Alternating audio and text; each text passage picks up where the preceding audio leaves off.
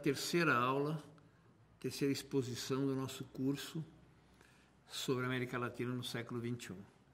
Na primeira aula falamos das transformações ocorridas no século XX, como é que elas afetaram a América Latina, especialmente aquelas ocorridas no fim do século passado. Em segundo lugar, nós falamos como é que o neoliberalismo surgiu, se desenvolveu e sua crise na América Latina, usando exemplos de alguns dos países que adotaram esse modelo. Hoje vamos falar das reações ao neoliberalismo. Como nós dissemos anteriormente, a América Latina foi uma vítima privilegiada das transformações do mundo e, em particular, do neoliberalismo. Foi o continente que teve mais governos neoliberais nas suas modalidades mais radicais. Parecia que era uma página virada na história latino-americana, que não havia condições de ter governos que não fossem continuações, com nuances ou não daquele modelo. Mas justamente porque ela foi oprimida, espoliada, massacrada, foi na América Latina que surgiram, única região do mundo, que surgiram governos antineoliberais, em sequência uns aos outros. Começando pela eleição improvável do Hugo Chávez na Venezuela, a eleição do Lula, a eleição do Néstor Kirchner, Tabaré Vázquez no Uruguai, Evo Morales na Bolívia, Rafael Correa no Equador. Um fenômeno novo e que vai ser objeto da nossa análise de hoje. Como os países sofreram duramente as consequências do neoliberalismo, inclusive a recessão que ele provocou, o desemprego que provocou, foi esse o tema que terminou levando esses governos, governos antineoliberais, a triunfarem. No caso do governo do Hugo Chávez, no começo ele não tinha uma característica muito marcada, mas ele tinha já feito um levantamento militar no começo da década de 90 contra o governo neoliberal do Carlos Andrés Pérez. Governo que fracassou, foi sucedido por um governo do outro grande partido tradicional, COPEI, que é a Democracia Cristã Venezuelana, que também fracassou. E o Hugo Chávez tinha se insurgido justamente contra aquele choque neoliberal do começo do governo Carlos Andrés Pérez, que levou à reação do chamado Caracaço. Ele fez um levantamento militar que deu errado, ele foi preso, mas ficou como aquele que resistiu à onda neoliberal. Mais adiante, os dois partidos tradicionais que tinham se entrado em crise justamente para aplicar o modelo neoliberal, tanto a Ação Democrática, que era social-democrata, quanto o COPEI, democrata cristão, e aí se abriu espaço para candidatos alternativos. Os dois candidatos que surgiram estavam disputando até o final. Um tinha sido o Irene Sáenz, uma ex-Miss venezuelana. A Venezuela é conhecida pela quantidade de Miss Universos que ela produziu. Ela era uma candidata alternativa que tinha sido prefeita de um bairro chique de Caracas, e ela dizia que ia fazer de todo o país aquele modelito de progresso que era aquele bairro. E o outro candidato era o Hugo Chávez. O Hugo Chávez é um caso particular, tem uma trajetória diferente, veio de ser um militar que fez uma sublevação contra o pacote neoliberal do Carlos Andrés Pérez. Quando ele ganha e triunfa em 98, toma posse em 99, ainda não está configurado o programa que ele vai levar adiante. Faz uma constituinte, fortalece o Estado, tem um discurso anti-norte-americano, é recebido pelo Fidel Castro, começa a se incorporar uma ideologia nacionalista latino-americana, mas não chega a ter um programa antineoliberal muito claro. E está ainda pendente do risco de se assinar um Tratado de Livre Comércio das Américas, a ALCA, quando Lula se elege em 2002. O próprio Hugo Chávez vem ao Brasil à posse do Lula, e quando o Lula toma posse, ele se alivia e fala, bom, já não estou mais isolado, já não estou mais sozinho, e aí já tem a perspectiva de poder se coordenar para construir programas alternativos. O Lula ganha em 2002, ele tinha tido programas tradicionais da esquerda brasileira e latino-americana, inclusive na própria campanha em 2002, um acidente nunca bem explicado da morte do Celso Daniel, que estava coordenando o programa de governo, faz com que esse programa de governo passe a ser coordenado pelo Palocci. Não vou desenvolver mais isso, mas há uma virada do Lula na fase final da eleição. O Lula tinha o apoio histórico que o PT tem, 30% a 33%. Quem era favorito era o Ciro Gomes, que parecia com uma espécie de terceira via, uma alternativa que não seria a alternativa tradicional. E o Serra era o candidato de continuidade dos tucanos, apoiado pelo Fernando Henrique. O Serra destrói o Ciro Gomes, pegando uma cena grosseira dele tratamento de uma professora no interior da Bahia, reproduz reiteradamente na televisão. O Ciro Gomes desaba e fica um caudal de votos a serem disputados, que o Serra tem dificuldade porque ele está ligado ao governo fracassado do Fernando Henrique. O Fernando Henrique levou o Brasil à maior recessão naquele momento, mais profunda da nossa história. Conforme houve fuga de capitais, falência do modelo econômico, ele chegou a aumentar a taxa de juros a quase 50%. Então levou a economia a uma recessão profunda. O Lula tinha as colocações tradicionais, ética na política, prioridade das políticas sociais, mas não deslanchava, até porque o Lula estava ligado a uma imagem catastrofista. Sempre que ele aparecia para denunciar os riscos do Brasil, do caos da economia brasileira, e aí uma combinação do marqueteiro do Lula e do Palocci. O Lula lança a Carta aos Brasileiros, uma carta em que ele diz que não vai romper compromissos, que na prática queria dizer o quê? Não vai renegociar a dívida externa. Dava uma certa garantia de continuidade, e nem tanto em relação à dívida, mas em relação à continuidade da política de equilíbrio das contas públicas. Só que a prioridade já não seria o ajuste fiscal. Mas ele lança a Carta aos Brasileiros e lança o slogan Lulinha, Paz e Amor. Quer dizer, passar a ter uma imagem simpática, de abertura para todo mundo, demonstrando que ele não ia ter um governo rancoroso de isolamento. Na combinação disso, ele acaba ganhando as eleições no segundo turno, portanto, acabaram votando nele um caudal de votos, que provavelmente eram de classe média, que tinham resistências a ele até que essa operação dá certo, ele triunfa, porque ele convenceu a maioria dos brasileiros que o tema central não era o ajuste, embora fosse necessário equilibrar as contas públicas, mas o tema central era a questão social. Desigualdade, exclusão social, fome, miséria, tanto assim que o discurso dele de posse era aquele que ia fazer a revolução de fazer os brasileiros comerem 3 vezes por dia. Então, esse era como começou a se constituir um governo pós-neoliberal, anti-neoliberal. Os outros todos vão ter em comum com o Lula e depois com o Hugo Chávez 3 aspectos. Primeiro, a prioridade não é mais o ajuste fiscal, são as políticas sociais. E se desenvolve um conjunto de políticas sociais, no Brasil mais conhecido, Bolsa Família, Minha Casa Minha Vida, microcrédito e tudo mais. Mas, além disso, a política social que mais distribui renda sempre é criação de, no caso do Brasil, 22 milhões de empregos com carteira assinada e elevação do salário mínimo 70% acima da inflação. Esse é o grande redistribuidor de renda, grande política de inclusão social. Mas tem muita gente que está fora do mercado de trabalho, então as políticas complementares com o Bolsa Família chegam a essas pessoas. E no caso do Brasil, um milagre de fazer funcionar a máquina do Estado, nesse caso a Caixa Econômica, para fazer chegar o cartão do Bolsa Família a 12 milhões de donas de casa que mensalmente recolhem esse dinheiro. Bom, esse é o primeiro elemento que tem variáveis diferentes em cada país, mas, em geral, tem esses elementos. A criação de empregos formais, elevação do salário mínimo acima da inflação e um conjunto de políticas complementares que priorizavam o social, na contramão do que acontecia no mundo. A Europa estava destruindo o mais generoso modelo que ele tinha, que é o Estado de Bem-Estar Social Europeu, que durante 30 anos teve pleno emprego, diminuiu a jornada de trabalho, diminuiu até bastante a jornada de trabalho em vários países, né?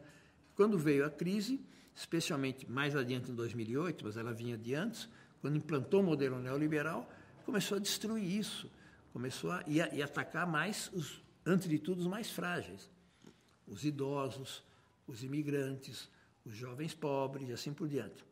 Então, enquanto a Europa fazia isso, os Estados Unidos acentuava a desigualdade, e no mundo a desigualdade aumentava, esses 6 países diminuíram a desigualdade. Coisa notável, sobretudo porque estava contra a onda geral que estava existindo no mundo. Por esse conjunto de políticas e pela prioridade das políticas sociais, sobretudo, né? Foi uma coisa, durante pelo menos 10 anos, houve uma reversão desse caráter desse ser o continente mais desigual do mundo. O Brasil saiu do mapa da fome, deixou de ser o país mais desigual e tudo mais. Então, houve efeitos sociais notáveis, né? No Brasil, no final do governo da Dilma, chegou praticamente ao pleno emprego, né? Com 4,2% de desemprego, que é considerado praticamente pleno emprego, que é extraordinário. Num continente com um excedente de mão de obra histórico, conseguir absorver todos com algum tipo de trabalho e com um contrato formal de trabalho, né?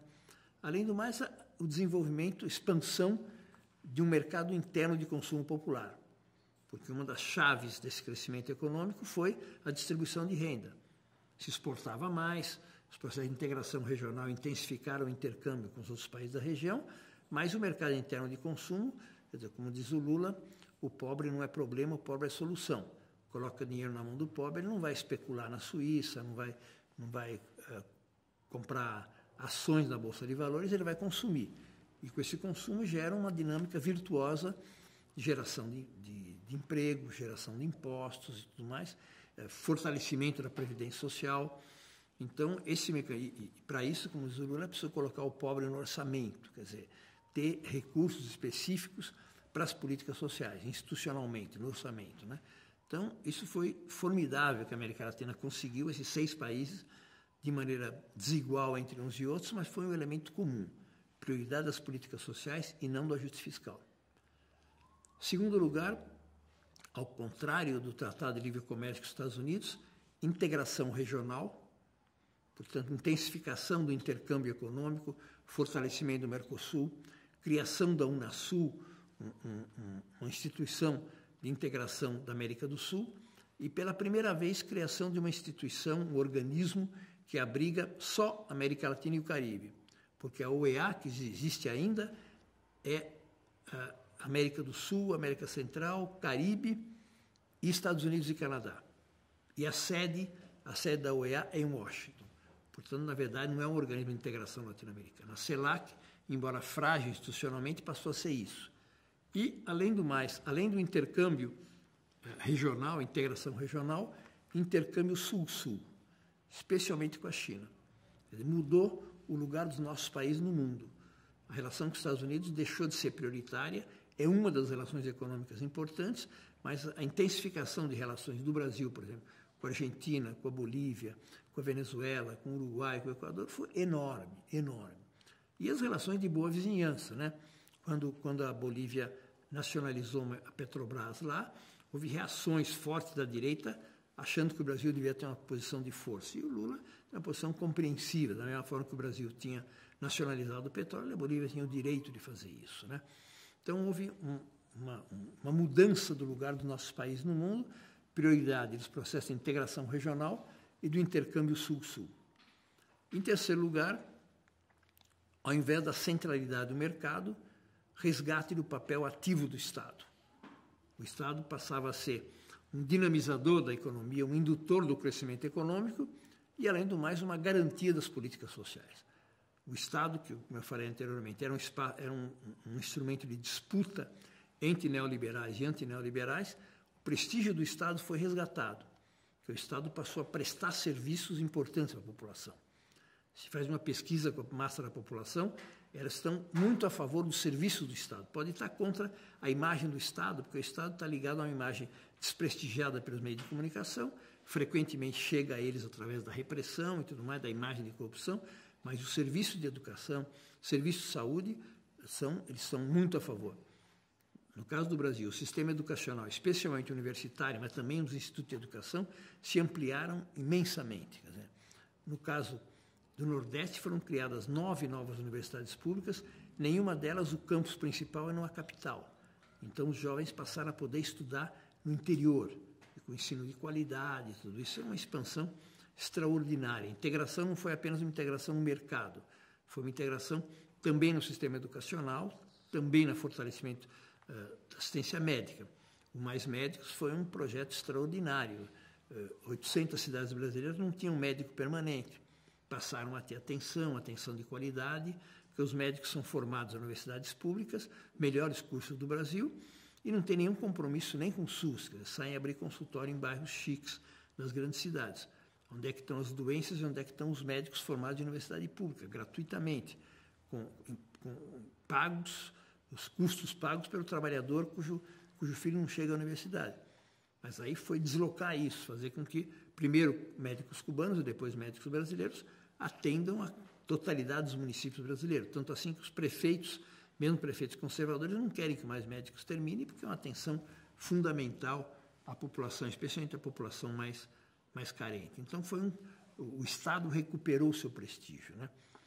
A tal ponto que um governante como Lula, no final do seu segundo mandato, tinha mais de 80% de referências negativas na mídia e 87% de apoio. E ele representava isso, representava o poder público, o espaço público, além do prestígio internacional, que significou a articulação de alianças, de projetos internacionais, de buscar soluções pacíficas para conflitos, como no caso do conflito entre Equador, Bolívia e Colômbia, que foi resolvido pela criação de um Conselho Sul-Americano de Defesa ligado ao Unasul. Da mesma maneira, se neutralizou as tentativas separatistas de setores burgueses da Bolívia, mais próximos da fronteira do Brasil.